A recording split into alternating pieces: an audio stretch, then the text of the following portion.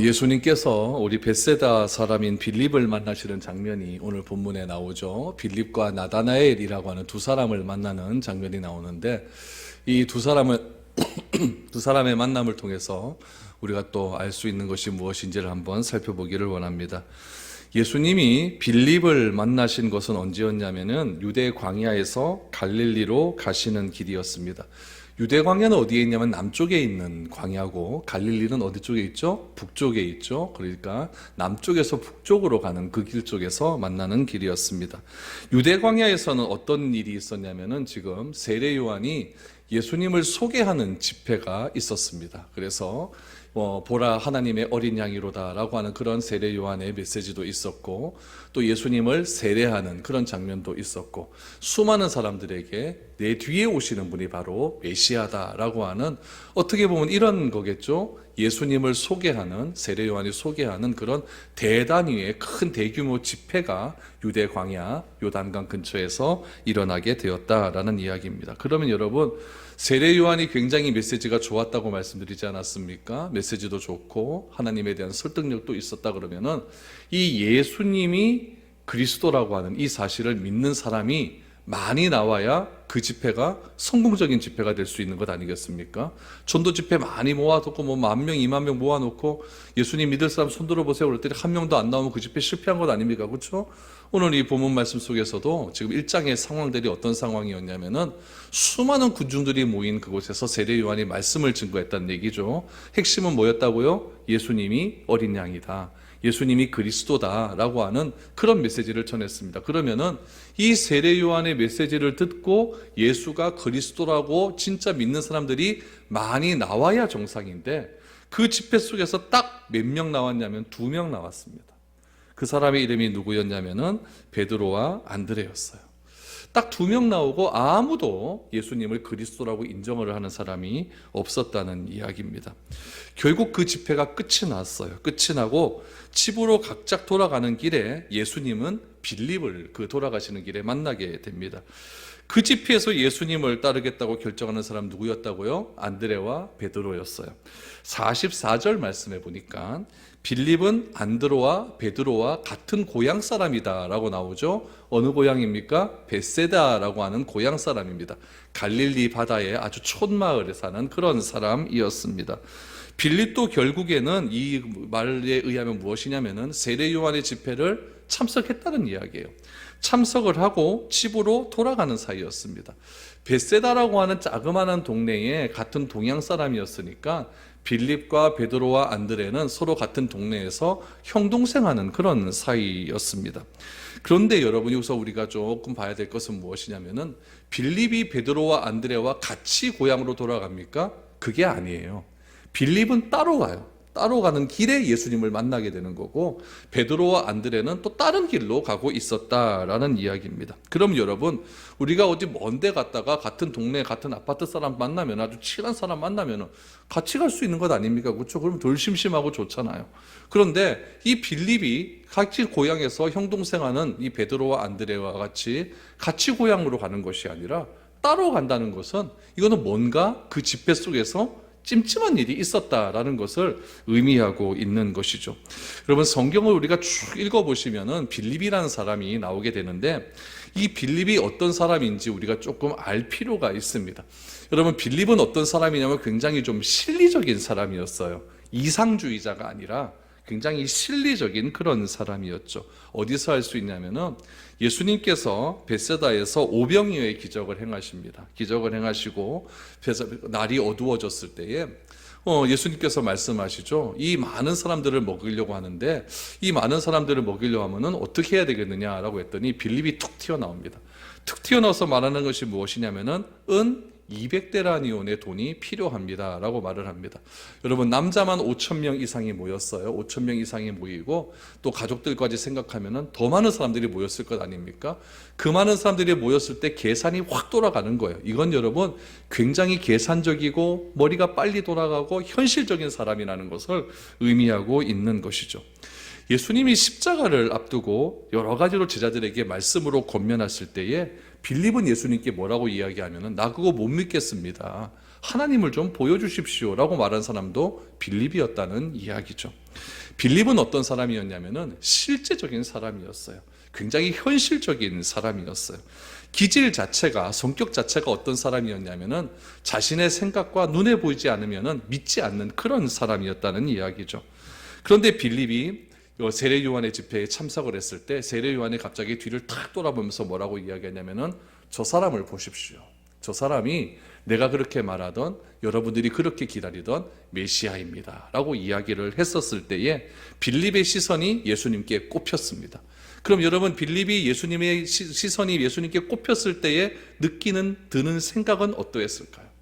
그럼 빌립이 시선이 딱 꼽혔을 때에 자기 눈앞에 서 있는 사람이 저 정도 됐으면 그리스도다 생각했을 겁니다.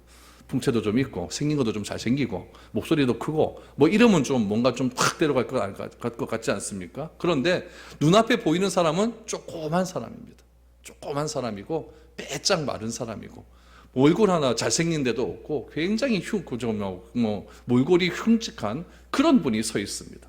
그런 분 앞에 세례 요한이 말을 합니다. 저분이 여러분들이 기대하는 메시아입니다. 저분이 여러분들이 기다리고 있는 그리스도입니다. 저분이 우리를 구원할 메시아입니다. 이 말을 들었을 때 현실적인 생각, 이성적인 사람인 빌립의 눈에 저 사람이 메시아라고 받아들일 수 있을까요, 없을까요? 못 믿겠는 거예요. 못 믿겠는 거죠. 그래서 빌립은 먼저 아이고 다 거짓말이다 싶어가지고 집회가 하는 도중에 나와버리는 겁니다. 나와버려서 빌립은 아유 못 믿겠다라고 하면서 집으로 먼저 가고 있었다는 이야기죠. 집으로 올라가고 있었는데 그때 예수님이 빌립을 찾아가시는 겁니다. 따라가셔서 빌립에게 뭐라고 말씀하시냐면은 빌립아 나를 따르라 라고 했었을 때 예수님 앞에 자기 눈앞에 서 있는 바로 코앞에 서 있는 예수님을 보고 그분이 진짜 메시아인 것을 빌립이 믿기를 시작했다는 이야기죠. 그래서 빌립은 주님을 따르기로 결정을 합니다. 결정을 하고 오늘 본문 45절 말씀해 보니까 자기와 비슷한 친구 한 명에게 자기가 만난 예수님을 소개합니다. 45절 말씀을 한번 보시죠. 빌립이 나다나엘을 찾아 이르되 모세가 율법에 기록하였고 여러 선지자가 기록한 그 일을 우리가 만났으니 요셉의 아들 나사렛 예수니라 라고 말합니다. 빌립이 예수님을 소개한 사람은 어떤 사람이었냐면 나다나엘이라는 사람입니다. 그런데 빌립이 나다나엘을 소개할 때 어떻게 소개하는지 보십시오. 굉장히 성경적인 근거를 가지고 소개하고 있지 않습니까? 모세가 율법에 기록하였고 여러 선지자가 기록한 그 이게 빌립의 성격이에요. 빌립이 굉장히 현실적이고 이성적이고 실리적인 사람이기 때문에 이 사람이 예수다라고 이 사람이 그리스도라고 말하는 것이 아니라 거기에 대한 근거를 꼼꼼하게 대고 있는 거예요. 어떻게 됩니까? 모세의 율법에 기록하였으되 또 여러 선지자가 기록한 그 이가 누구다? 바로 예수님이다 라고 나다나엘에게 이야기했다는 이야기죠. 이스라엘을 회복시킬 하나님의 기름 부음을 받은 그리스도가 바로 이 사람이다 라는 것을 빌립이 이야기를 하는 겁니다. 그런데 여기서 빌립이 한 가지 실수를 하죠. 이렇게 실질적인 사람 빌립도, 이성적인 사람 빌립도 실수를 합니다. 그것은 무엇이냐면은 예수님을 무엇이라고 소개했냐면 또 하나가 무엇이냐면은 45절에 보니까 여러 선지자가 기록한 그 일을 우리가 만났으니 그 사람이 누구다? 요셉의 아들 나사렛 예수다라고 이야기를 합니다. 여러분 나사렛이라고 하는 곳은요 어디냐면 한 도시예요. 도시인데 큰 도시가 아니에요. 조그만 도시죠. 갈릴리라고 하는 것은 갈릴리 지방을 이야기하고 갈릴리 지방에 여러 개의 도시가 있는데 갈릴리 남부에 있는 도시가 나사렛이라고 하는 그런 도시입니다. 거기에 대해서 나다나엘이 빌립이 굉장히 잘 알고 있었다라는 이야기죠.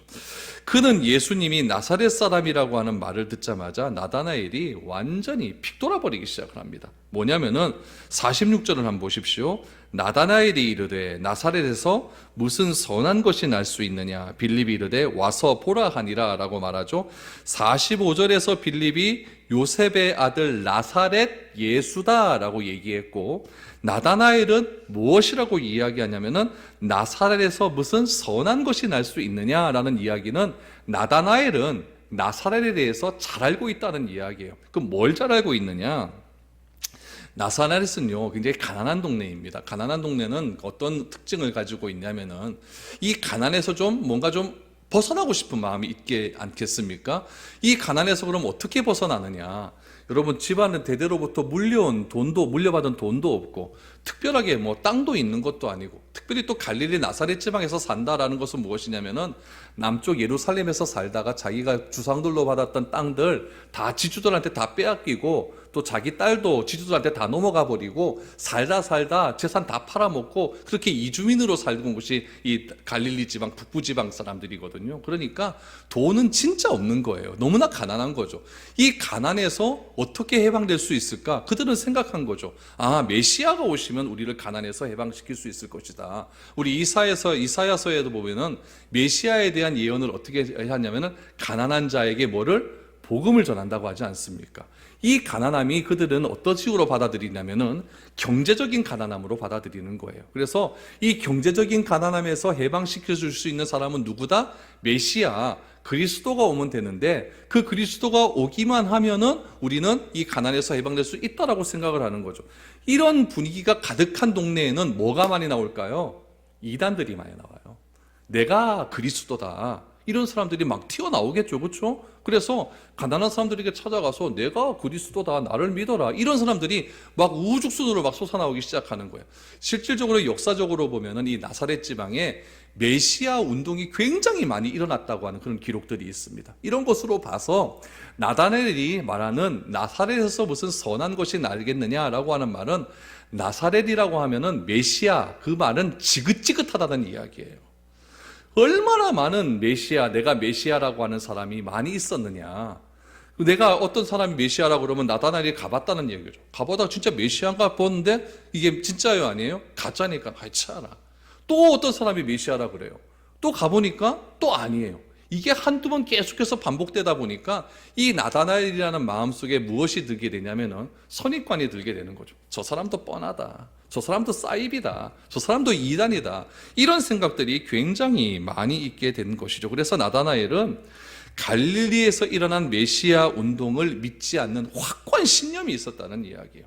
그런데 어느 날 빌립이라고 하는 사람이, 자기 친구 빌립이라고 하는 사람이 내가 나사렛에서 메시아를 만났다라고 이야기하니까 이 나다나엘이 안 믿어지는 것은 너무나 당연한 일이라는 이야기죠. 당연한 일이죠. 그리고 이런 나다나엘이 예수님이 그리스도라고 하는 사실을 믿지 않는 것은 그 앞서 있었던 여러 가지 메시아 운동을 통해서 자기에게 상처도 있었던 거고, 선입관도 있었던 거고, 그런 다양한 여러 가지 복합적인 요인 때문에 나다나엘은 다른 곳이면 몰라도 어디에서는 메시아는 안 나온다? 나사렛에서는 메시아는 안 나온다라고 하는 그런 어느 정도 자기만의 확고한 신념들이 있었다는 이야기죠. 그런데 이런 확고한 자기만의 신념을 가진 나다나엘을 예수님께서 바꾸어 버리십니다. 어떻게 바꾸시는가? 49절 말씀을 한번 보시기를 바랍니다. 나다나엘 입에서 이런 고백이 터져 나옵니다. 나다나엘이 대답하되 랍비여, 당신은 하나님의 아들이시오, 당신은 이스라엘의 임금이로소이다 라고 이야기를 합니다. 빌립이 46절에서 빌립이 이르되 와서 보라 라고 했었을 때, 나다나엘이 진짜 와서 가봤나 봐요. 그랬더니 이 나다나엘의 입에서 하는 말이 무엇이냐면은 당신은 하나님의 아들이요 이스라엘의 왕이다 라고 하는 그런 고백이 터져 나옵니다. 여러분, 빌립이 예수를 그리스도라고 믿지 못했던 그런 장애물은 뭐였습니까? 자신의 성격이었어요. 기질이었어요. 현실적이고 이성적인 기질. 나다나엘이 예수님이 그리스도라고 믿지 못하도록 가로막은 것은 무엇이었습니까? 그의 선입관이었어요. 그에게는 예수님을 바로 보지 못하게 하는 굉장히 좋지 못한 그런 경험들이 너무나 많이 있었다는 이야기죠. 우리 주변에도 이런 분들이 많이 있습니다. 교회에도 이런 분들이 많이 있어요. 나름대로 진리를 갈망하고 배우기 위해서 교회를 찾아옵니다. 찾아와서 애를 쓰는데 이게 잘 되지 않아요. 여러분, 예수 믿는 게 쉽게 믿어지는 것이 아닙니다. 잘 안 믿어져요. 그래서 자기가 나름대로 열심히 노력을 했음에도 불구하고 성경도 읽어보고 예배도 참석하고 뭐 봉사도 해보고 나름대로 했는데 잘 안 되니까 자기 마음속에 어떤 것이 되냐면은 나는 안 되는갑다, 나는 안 되는갑다 라고 하는 일종의 체념 같은 것들이 일어나길 수 있다는 이야기예요. 예수님을 믿기는 믿어야 되는 것 아는데 잘 믿어지지가 않고 변화되지도 않는 거예요. 그래서 그런 사람들이 주로 하는 말이 무엇이냐면은 뭐 교회 받아와도 별것 없네, 뭐 이런 말을 참 자주 하게 됩니다. 또 어떤 사람은 이런 사람도 있어요. 교회에서 받은 아픔이 너무 큰 거예요. 교회에서 뭐 목사님이나 또 성도들까지 이렇게 성도 신앙생활하면서 또 여러 가지 또 상처를 받다 보니까 교회도 뭐 세상과 다를 거 없네, 별거 없네, 이런 식으로 얘기하면서 교회는 떠날 수 없으니까 어찌로 교회는 다니긴 다니는데 그냥 그렇게 왔다 갔다 하는 그런 사람들이 있다는 이야기예요.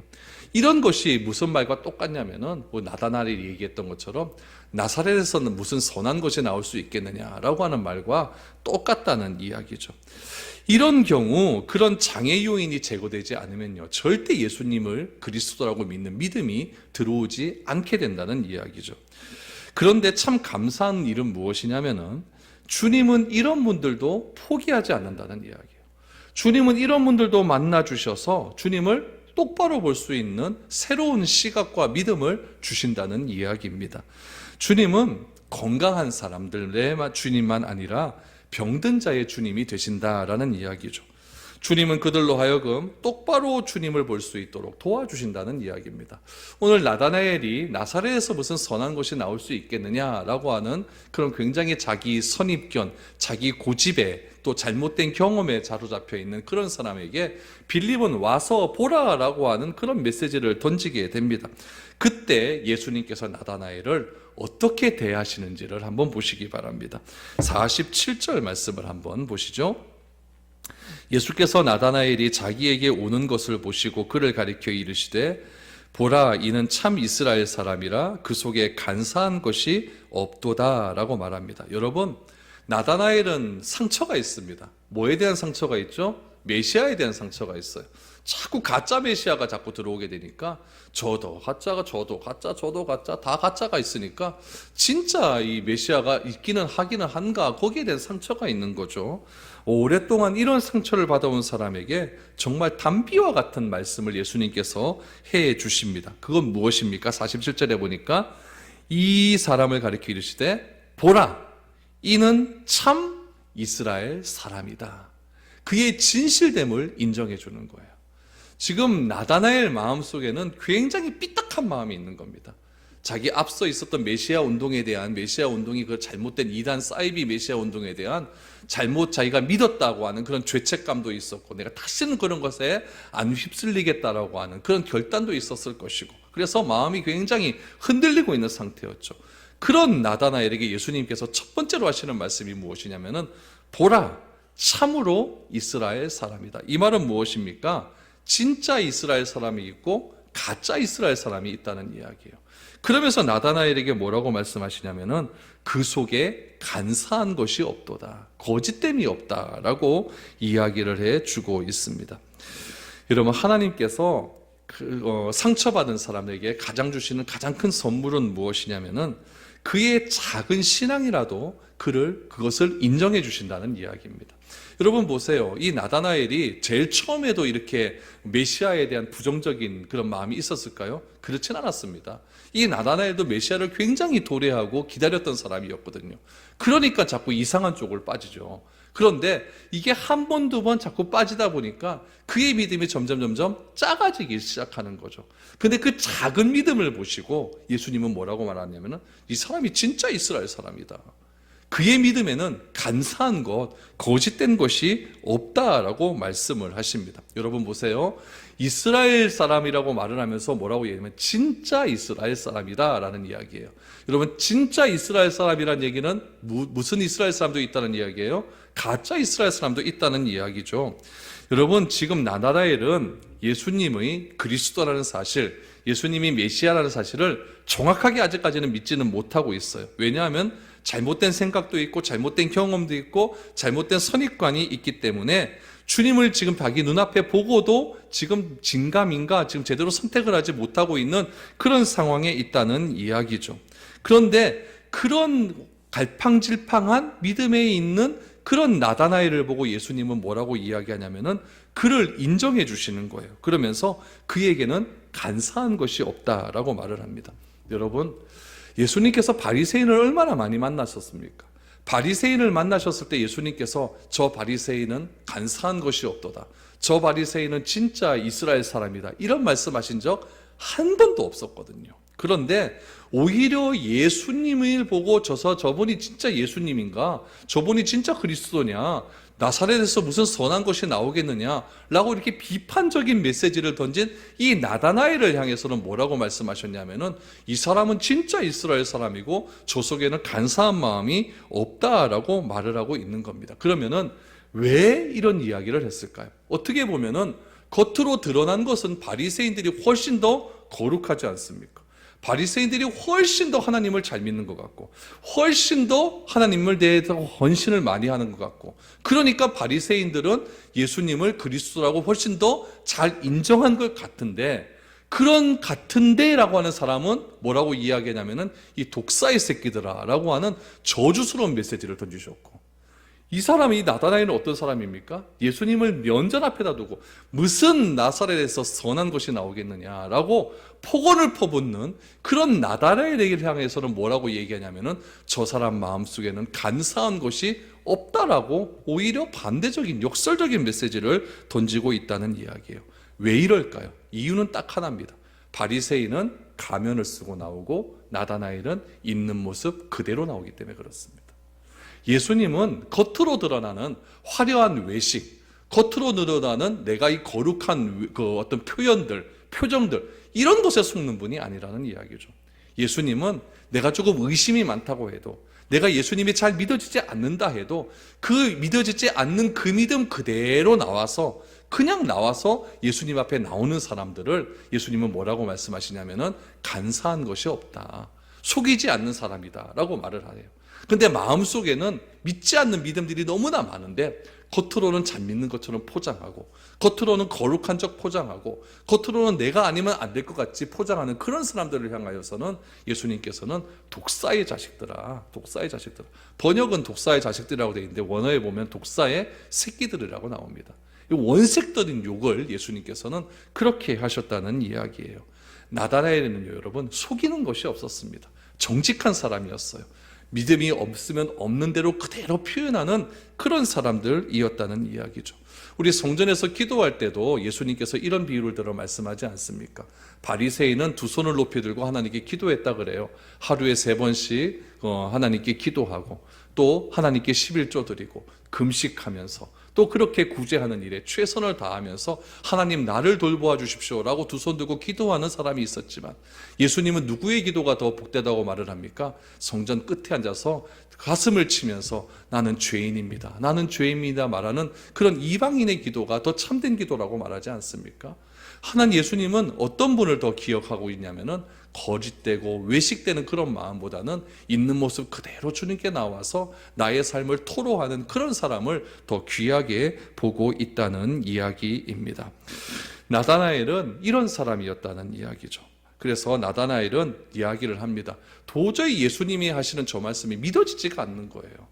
언제 봤다고 나를 이스라엘 사람이라고 이야기하고, 언제 나를 봤다고 내 속에 간사한 것이 없다라고 이야기하느냐, 이런 식의 아주 또 불평들이, 또 불신앙들이 막 솟아오르기 시작을 하는 거죠. 그래서 나다나엘에게 예수님께 묻습니다. 48절을 보십시오. 나다나엘이 이르되 어떻게 나를 아시나이까? 예수께서 대답하여 이르시되 빌립이 너를 부르기 전에 내가 무화과 나무 아래에 있을 때에 보았노라 라고 말합니다. 나다나엘이 어떻게 나를 압니까? 라고 물었을 때 예수님은 말씀하십니다. 빌립이 나다나엘을 부르기 전에, 빌립이 나다나엘을 불렀지 않습니까? 그거 부르기 전에 나다나엘은 어디에 앉아 있었습니까? 무화과 나무 밑에 앉아 있었다는 거죠. 그 무화과 나무 밑에 앉아 있었을 때에 예수님이 이미 나다나엘을 보고 있었다라고 말을 하고 있습니다. 지금 나다나엘이 무화과 나무 밑에 앉아 있었다는 것을 아는 사람은 아무도 없었습니다. 그런데 예수님은 이 사실을 알고 있었다는 이야기죠. 나 혼자 아는 사실을 예수님은 알고 있는 겁니다. 나 혼자 아는 사실을, 내가 믿음이 없는 사실을 예수님은 알고 있다는 이야기예요. 그러자 나다나엘이 그 자리에서 완전히 깨지기 시작합니다. 49절을 보십시오. 나다나엘이 대답하되 랍비여 당신은 하나님의 아들이시요 당신은 이스라엘의 임금이로소이디다 라고 말합니다. 주님께서는 나다나엘밖에 모르는 비밀을 알고 있었고 그 비밀에 대한 이야기를 하자 나다나엘이 곧바로 예수가 하나님의 아들이라는 사실을 인정하기 시작을 합니다. 여기서 참 재미있는 사실이 있죠. 나다나엘이 예수님에 대한 것을 소개했었을 때 예수님을 뭐라고 이야기했냐면은 나사렛에서 무슨 선한 것이 날 수 있느냐 이 말을 했죠. 그렇죠? 여러분들이 이 말을 들었다라고 한다면은 뭐라고 대답했겠습니까? 예수님이 원래 나사렛 출신입니까? 아니잖아요. 예수님 원래 태어난 곳이 어디예요? 베들레헴 아닙니까? 그런데 예수님이 베들레헴에서 태어났는데 나사렛으로 간 이유는 뭐예요? 헤롯이 2살 아래 남자아이를 다 죽이라고 하니까 그거 피해서 어디 갔다가 이집트 갔다가 올라온 곳이 나사렛 아닙니까? 그러니까 원칙적으로 보면 예수님은 나사렛 사람이 아니에요.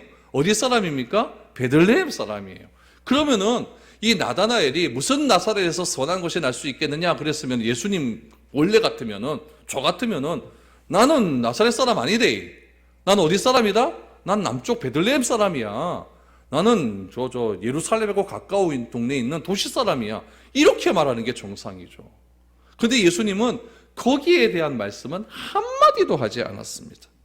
그리고 예수님은 뭐라고 말씀하셨냐면 나다나엘에 대해서 너는 진짜 이스라엘 사람이다. 칭찬해 주시고 너는 정말 간사한 것이 없다. 또 칭찬해 주시고 내가 너를 저기 빌립이 너를 부르기 전에 무화과 나무 아래 있을 때부터 내가 너를 주목하고 보고 있었다. 이런 이야기를 해 주셨다는 이야기입니다. 무슨 말입니까? 예수님은 우리들을 향하여 그렇게 무관심한 분이 아니라는 이야기예요. 예수님은 나다나엘이 무화과 나무 아래에서 무엇을 하고 있었는지도 다 알고 계시는 그런 분이었다는 이야기죠. 그러면은 나다나엘이 무화과 나무 아래에서 무슨 일을 하고 있었을까요?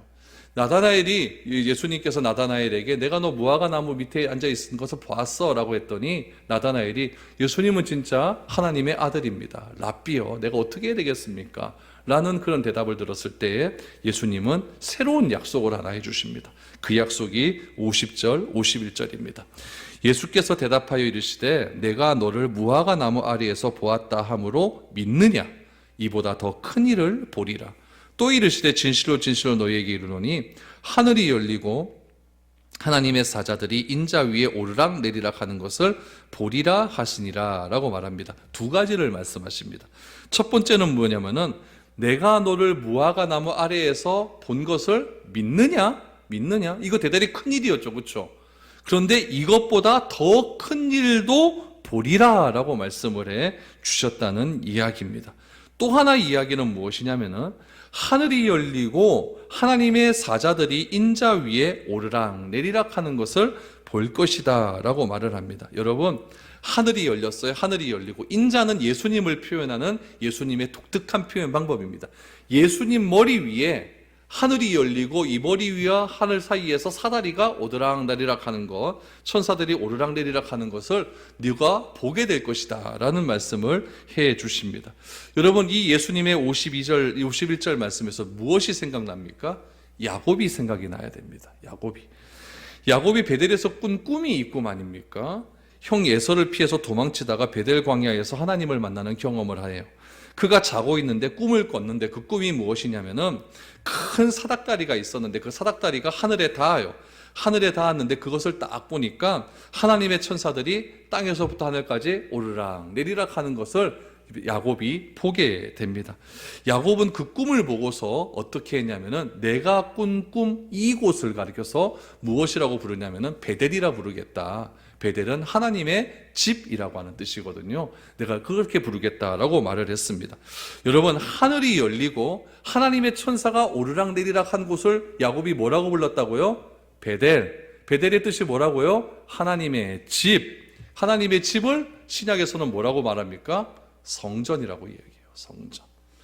예수님께서는 예루살렘의 화려한 성전 대신에 예수님 자신의 머리 위에서부터 하늘까지 사닥다리가 내려오고 그 사닥다리에서 천사들이 왔다 갔다 한 것을 보리라 한 것은 무슨 말이냐면은 예수님 자신이 뭐가 된다? 성전이 된다는 것을 나다나엘 네가 보게 될 것이라고 하는 놀라운 겁니다. 지금 나다나엘이 보고 놀란 것은 무엇이냐면은 아무도 본 사람이 없는데 예수님이 무화과나무 아래에 앉아있는 자기를 본 것, 그것이 놀랐다고 얘기했거든요. 그런데 예수님은 뭐라고 말씀하셨냐면은 내가 너를 무화과나무 아래에 앉아있는 것을 본 것을 네가 믿느냐? 믿는다고 한다면 더 큰 것도 보게 될 것이다. 더 큰 것이 무엇입니까? 예수님 자기 자신이 성전이 되셔서 십자가에 달려 죽으시고 3일 만에 부활하심으로 이 사실을 믿는 모든 사람이 성전이 되는, 교회가 되는 그 놀라운 역사를 누가 보게 된다? 나다나엘이 보게 될 것이다. 나다나엘이 보게 될 것이다. 이 사실은 다시 말하면 무엇이냐면은 하나님께서, 예수님께서 나의 은밀한 부분도 아시고 나 혼자 있을 때 무엇을 하시는가 그것도 아시고 나의 모든 것을 다 아신다는 사실을 믿는 자마다, 예수가 그리스도라는 사실을 믿는 자마다, 내가 하나님을 아버지라고 부를 수 있는 그런 믿음이 있는 자마다 더 큰 것을 볼 수 있게 해주신다는 겁니다. 그것이 무엇입니까? 내가 성전이 되는 영광이에요. 예수 그리스도가 성전이 되는 영광을 보게 되고 내가 성전이 되는 영광, 오늘 이곳에 모여서 함께 예배드리는 이곳이 성전이 되는 영광을 우리 눈으로 보게 될 것이다 라고 하는 약속을 해주셨습니다. 오늘 이 자리가 여러분 하나님이 함께 계시는 성전임을 믿습니까? 그거를 보는 거예요. 그거를 보게 돼요. 내가 성전됨을 믿습니까? 그것을 내가 믿는 거예요. 내가 교회라는 사실을 믿습니까? 그것을 내가 확신하게 되는 거예요. 내가 교회가 되었다고 하는 이 사실이 너무나 큰 사실이기에 예수님은 나다나엘에게 그것을 말씀해 주었다는 이야기예요. 여러분, 예수를 주로 부르는 공동체, 그것을 뭐라고 얘기했죠? 교회라고 이야기했습니다. 예수를 그리스도라고 고백하고 하나님을 아버지라 부르는 공동체, 그것이 바로 교회인 거예요. 그곳에서 어떤 일이 일어납니까? 하늘 문이 열리고 하나님의 천사가 오르락 내리락 하면서 우리의 모든 것들을 교통해주고 공급해 주시며, 하나님, 우리가 믿음이 연약할 때 우리의 믿음을 공급해 주시고, 우리의 쓸 것이 부족할 때 우리의 쓸 것을 공급해 주시고, 우리의 연약함을 채워주시는 그런 놀라운 공급의 통로가 바로 이 교회라는 사실을 하나님은 우리에게 말씀해 주시고 있는 것입니다. 이곳에서 성령께서 함께 해주시고, 내가 이곳에 나와서 하나님께 간절히 기도할 때마다 나의 기도 소리를 들으시고 하나님께서 사다리를 내려주시어서 하늘로부터 오르락 내리락 하는 그런 놀라운 기도의 역사에, 기도응답의 역사를 바로 이곳에서 체험하게 해주신다는 것이 오늘 본문의 메시지라는 이야기예요. 여러분, 눈에 보이는 성전은요, 하나님의 영광이 떠나간 지 오래됐습니다. 언제 떠나갔습니까? 에스겔 시대 때에 하나님의 영광은 떠나가 버렸어요. 에스겔에게 얘기했거든요. 나는 더 이상 이곳에서 머물지 않겠다고 하면서 하나님의 성전에서 나가버렸습니다. 그 성전의 영광이 이제 누구에게 임합니까? 오순절 성령 오수르정 다락방에서 성령이 각 사람에게 임했을 때에 우리 각 사람 마음 심령 속에 누가 들어오셨습니까? 성령께서 들어오지 않았습니까? 그 성령이 계신 곳이 바로 나라는 이야기예요. 이미 떠나가였던 과거에 찬란했던 건물 속에 계셨던 그 성령의 역사가 누구에게 오셨습니까? 내 안에 들어오신 거예요. 내가 그래서 뭐가 되는 겁니까? 성전이 되는 거고, 내가 그래서 교회라는 거예요. 이곳은 뭡니까? 그냥 건물이에요. 그런데 성전된, 교회된 내가 이 시간 모여서 한 사람 한 사람들이 모여서 이곳에 모인 이 공동체가 무엇이 될 수 있냐면 또 하나의 성전이 되는 거예요. 이것이 바로 교회예요. 이런 교회론이 흔들려 버리면은 여러분 아무것도 되지 않습니다.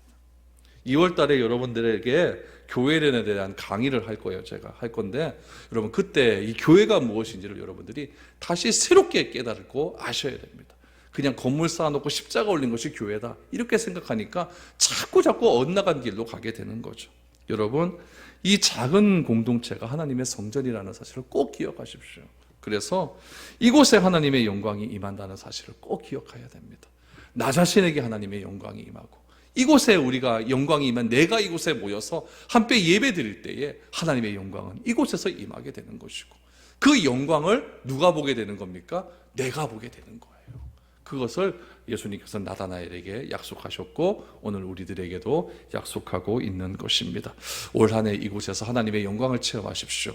하나님께 예배드릴 때마다 하늘의 사닥다리가 오르락 내리락 하는 그런 놀라운 환상을 체험적으로 보시기를 바랍니다. 성령의 교통하심과 함께 하심이 우리에게 임할 수 있도록 교회된 우리가 하나 되고, 교회된 우리가 예배에 집중하고, 교회된 우리가 뜨겁게 기도하며 찬양하며 나아갈 때에 하나님은 우리 모임을 통해서 영광 받으실 줄 믿습니다. 그런 한 해가 될 수 있도록 여러분 간절히 기도할 수 있는 저와 여러분 될 수 있기를 주님의 이름으로 축복드립니다.